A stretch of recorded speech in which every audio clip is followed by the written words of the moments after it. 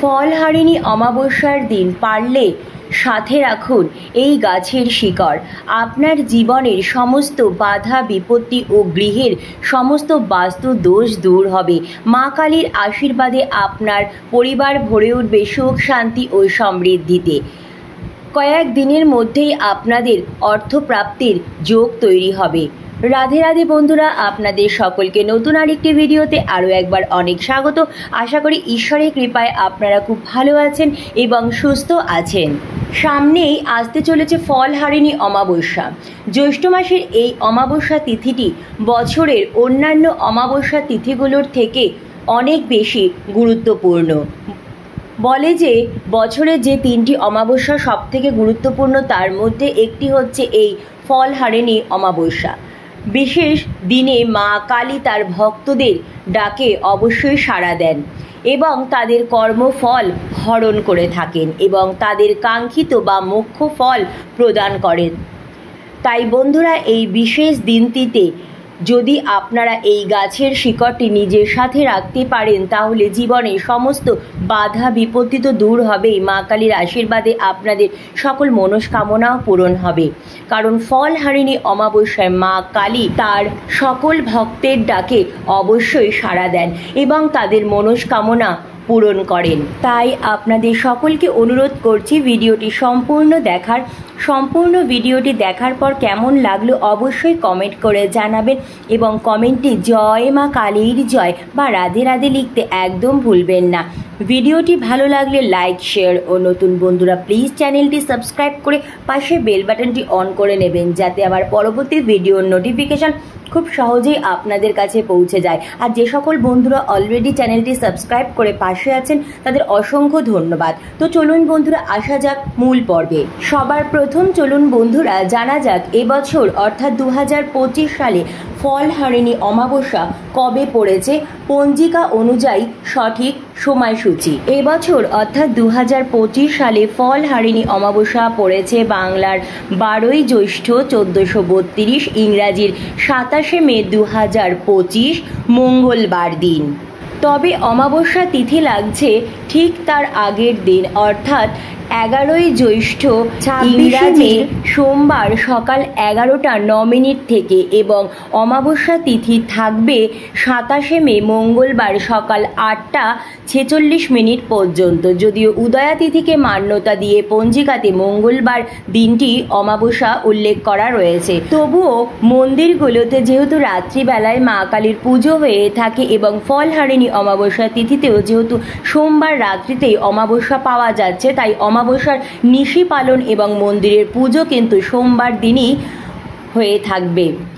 যদি ফলহারিণী অমাবস্যা তিথিতে আপনাদের কোনো ফল উৎসর্গ করার থাকে মায়ের কাছে, আপনারা সোমবার দিন সারাদিন উপবাস রেখে মন্দিরে গিয়ে মায়ের পুজো দিতে পারেন এবং আপনাদের সুবিধার্থে মঙ্গলবার দিনও আপনারা মায়ের পুজো করতে পারেন। তাহলে অমাবস্যা তিথি থাকাকালীন সময়ের মধ্যে কিন্তু এই বিশেষ কাজটিও করতে হবে এবং সূর্যোদয় থেকে সূর্যাস্তের মধ্যে যে সময়কাল তার মধ্যেই কিন্তু এই কাজটি করার অবশ্যই চেষ্টা করবেন। কাজটি করার সময় কি আপনাদের সতর্কতা অবলম্বন করতে হবে তাও আমি আপনাদের অবশ্যই জানিয়ে দেব। এবার সকলের মনেই একটা প্রশ্ন আসবে যে কোন গাছের শিকড় ধারণ করতে হবে।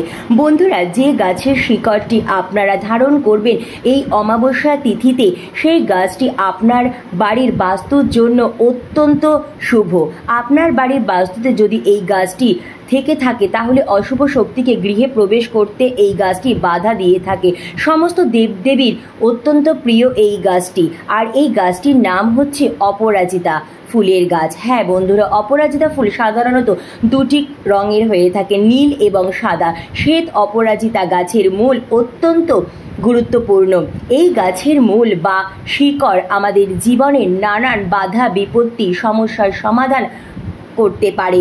নীল রঙের অপরাজিতা ফুল দেবাদেব মহাদেবের অত্যন্ত প্রিয় এবং এই গাছ খুব সহজেই দেখতে পাওয়া যায়। এই গাছের মূল দিয়ে যদি আপনারা কাজটি করেন তাহলেও অনেকটাই আপনারা সমস্যা থেকে মুক্তি পাবেন। কিন্তু যদি সাদা অপরাজিতা গাছের মূল কোনো একটি বিশেষ দিনে, বিশেষ করে ফলহারিণী অমাবস্যা বা যে কোনো অমাবস্যা বা চন্দ্রগ্রহণের দিনে যদি আপনারা ধারণ করতে পারেন তাহলে সেটি আরও বেশি কার্যকরী হয়। জীবনের নানাবিধ সমস্যার জেরবার হয়ে আমরা অনেক সময় সেই সমস্যাগুলো থেকে রক্ষা পাওয়ার জন্য আমরা নানা রকম গ্রহরত্ন ধারণ করে থাকি, যেগুলো অত্যন্ত মূল্যবান হয়ে থাকে। সাথে সাথে সেই জিনিসটি আপনারা সঠিক পেয়েছেন কিনা তার উপরও কোনো প্রশ্ন চিহ্ন থেকে যায়। কিন্তু যদি আপনারা নিজের হাতে কোনো গাছের শিকড় বিশেষ দিনে ধারণ করে থাকেন তাহলে সেই জিনিসটি আপনি 100% খাঁটি পেলেন, এই বিষয়ে কোনো প্রশ্ন আর থাকবে না। বন্ধুরা, এই বিশেষ কাজটি আপনারা করবেন ফলহারিণী অমাবস্যার দিন সকালবেলায় সূর্যোদয়ের পরে স্নান সেরে শুদ্ধ বস্ত্র পরে। এটি সাদা অপরাজিতা ফুলের গাছের যে শিকড় আছে সেখান থেকে দেখবেন সরু সরু অনেক রকম মূল বেরিয়ে থাকে। সেখান থেকে এক ঝটকায় একটি মূল আপনারা আস্তে করে ছিঁড়ে নেবেন। মূলটি ছেঁড়ার সময় একটু সাবধানতা অবলম্বন অবশ্যই করবেন যেন গাছটি আপনারা কোনো রকম ক্ষতি না হয়, তাহলে কিন্তু হিতে হবে বিপরীত। আপনি পূর্বদিন থেকেই একটি সাদা অপরাজিতা ফুলের গাছ জোগাড় করে রাখবেন। সেটিকে আপনি নার্সারি বা কারো বাড়ি থেকে নিয়ে আসতে পারেন। যদি আপনার বাড়িতে আগে থাকতেই এই গাছটি থেকে তাহলে তা তো অত্যন্ত ভালো, আর যদি না থাকে তাহলে আপনারা নিয়ে আসবেন আগের দিন এবং নিয়ে এসে আপনার বাড়ির উঠোনে রেখে দেবেন। সেই দিন সকালবেলা যেদিন আপনি কাজটি করবেন সেই দিন সকালবেলা সেই গাছটির মূল থেকে সামান্য একটু মাটি খুঁড়ে সামান্য একটু মূলের অংশ চিরে নেবেন। 1 ইঞ্চি বা 2 ইঞ্চি মতো হলেও হবে, বেশির প্রয়োজন নেই। এবং বন্ধুরা, এই কাজটি আপনারা শুদ্ধ বস্ত্র পরে স্নান সেরে অবশ্যই করবেন, কিন্তু কাজটি করবেন লোকচক্ষুর আড়ালে অর্থাৎ গোপনে। এই দিন একদম বেশি বেলা করে ঘুম থেকে উঠবেন না, খুব সকাল সকাল পারলে ব্রাহ্ম মুহূর্তে ঘুম থেকে উঠুন। ঘুম থেকে উঠে বাসি বিছানায় হাত জোড় করে মা কালীকে মনে মনে স্মরণ করে প্রণাম জানিয়ে দিনটি শুরু করুন। এরপর ঘর বাড়ি ভালো করে পরিষ্কার পরিচ্ছন্ন করে নেবেন। ঘর বাড়ি পরিষ্কার পরিচ্ছন্নর পাশাপাশি বাড়ির সদর দরজাও ভালো করে পরিষ্কার পরিচ্ছন্ন রাখবেন। এরপর সকাল সকালে আপনারা স্নান সেরে নেবেন। পারলে আপনাদের বাড়ির নিকটবর্তী পবিত্র কোনো নদী অথবা গঙ্গায় স্নান সেরে আসুন। যদি সেটা সম্ভব না হয় সেক্ষেত্রে আপনারা বাড়িতেই স্নান সেরে নিতে পারেন। বাড়িতে স্নান সেরে শুদ্ধ বস্ত্র পরিধান করে নিজ মস্তকে ও পুরো বাড়িতে এবং বাড়ির সদর দরজায় ভালো করে গঙ্গা জল ছিটিয়ে দেবেন। এরপর চলে আসবেন আপনারা আপনাদের বাড়ির ঠাকুর ঘরে। ঠাকুর ঘরে এসে আপনারা যেভাবে নিত্য পুজো করেন ঠিক সেইভাবেই নিত্য পুজো করে নেবেন।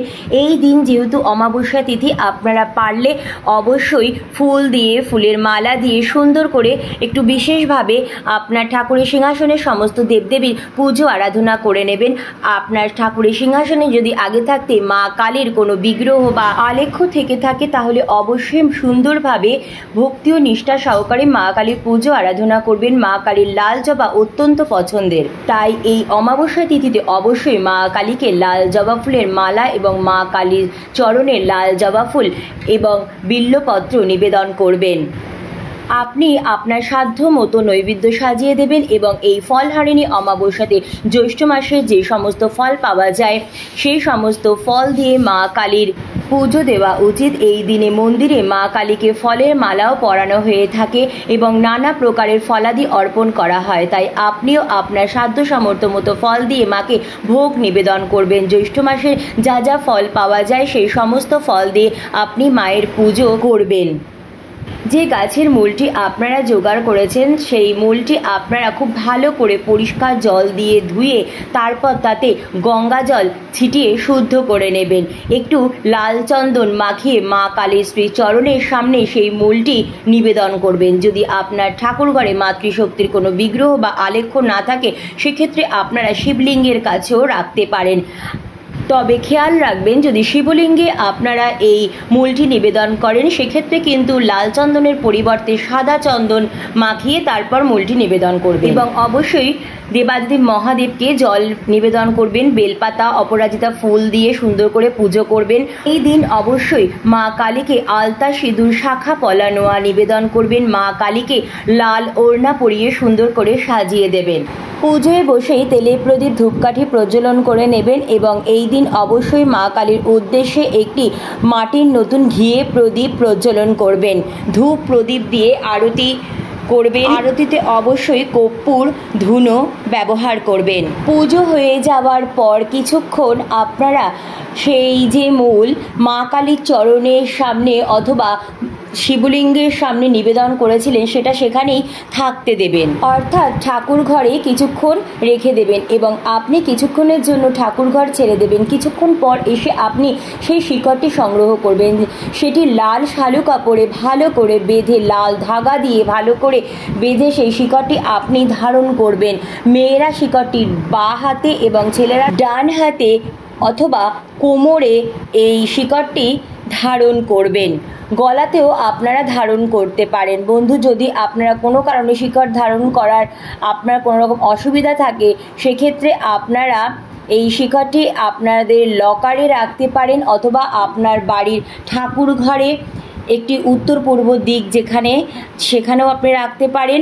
এছাড়া আপনাদের কর্মক্ষেত্রেও আপনারা রাখতে পারেন। আপনারা হয়তো অনেক রকম রোগ ব্যাধিতে অনেক দিন ধরে ভুগে চলেছেন এবং আপনি এই শিকড়টি ধারণ করতে পারছেন না, তাহলে আপনি সেটিকে সেভাবেই রেখে দিতে পারেন। এবং এই জিনিসটি ধারণ করলে দুটি সতর্কতা অবশ্যই আপনাকে মানতে হবে। প্রথম হচ্ছে, শিকড় পরা অবস্থায় বা ধারণ করা অবস্থায় আপনি কখনোই শ্মশানে বা কোনো মৃত ব্যক্তির বাড়িতে একদম যাবেন না, সেখানে কোনো প্রকারের খাবার বা জল গ্রহণ করবেন না। দ্বিতীয়ত যে সতর্কতা, সেটি হচ্ছে শিকড়টি যে কোনো দিন ধারণ করবেন। এই বিশেষ তিথিটি এত পূর্ণ একটি তিথি, এই দিন ভুল করেও কিন্তু কোনো রকম আমিষ জাতীয় জিনিস খাবেন না বা বাড়িতেও আনবেন না। আপনি বাইরে গিয়েও কিন্তু এই দিন কোনো রকম আমিষ জাতীয় জিনিস খাবেন না। বাড়ির কোনো সদস্যও যেন এই দিন কোনো রকম আমিষ জাতীয় আহার গ্রহণ না করে, সেদিকেও খেয়াল রাখবেন। আর তৃতীয় যে জিনিসটি, সেটি হচ্ছে সবথেকে বেশি গুরুত্বপূর্ণ। তা হচ্ছে যে আপনারা যখন এই বিশেষ কাজটি করবেন, সেই কাজটির আপনারা কিন্তু অবশ্যই গোপন রাখবেন। কারণ বন্ধুরা, শিকড় সর্বদা গোপনে ধারণ করতে হয়। খুব জোর আপনার বাড়ির যারা সদস্য তারা জানতে পারে, আপনার স্বামী বা স্ত্রী বা আপনার মা বাবা ছেলে মেয়ে জানতে পারে, কিন্তু তার বাইরে আপনার কাউকে কিন্তু এই কথা বলার কোনো রকম প্রয়োজন নেই। এর ফলে কিন্তু শিকড়ের কার্যকারিতা অনেকটাই খারাপ হয়ে যাবে। কারণ বেশিরভাগ ক্ষেত্রে কিন্তু আপনার ভালো কখনোই চায় না। আপনার উন্নতিতে অন্য মানুষ কিন্তু অবশ্যই হিংসা করে এবং সেটা সবার ক্ষেত্রেই প্রযোজ্য এবং কারো চোখে দৃষ্টি লাগা এতটাই খারাপ যে মানুষের জীবনের উন্নতিতে বাধা সৃষ্টি করতে পারে। তাই সেই জন্য এই ব্যাপারগুলি অবশ্যই সাবধান হন। এই শিকড়টি আপনার সাথে থাকলে দীর্ঘদিনের আটকে থাকা কাজ খুব সহজেই দ্রুত সম্পন্ন হয়ে যাবে। পারিবারিক অশান্তি থেকে মুক্তি মিলবে। নিজেকে অন্যের কাছে প্রভাবশালী করে তুলতে পারবেন। শত্রু দমনেও বিশেষভাবে কার্যকরী এই মূল। যে কাজে দীর্ঘদিন ধরে সাফল্য আসছিল না, সেই কাজ সফল হবে।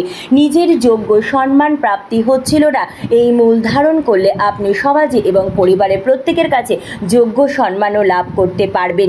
তাই বন্ধুরা, এই গাছের শিকড়টি অবশ্যই ধারণ করুন এবং সঠিক নিয়ম বিধি মেনে সেটিকে সাথে রাখুন।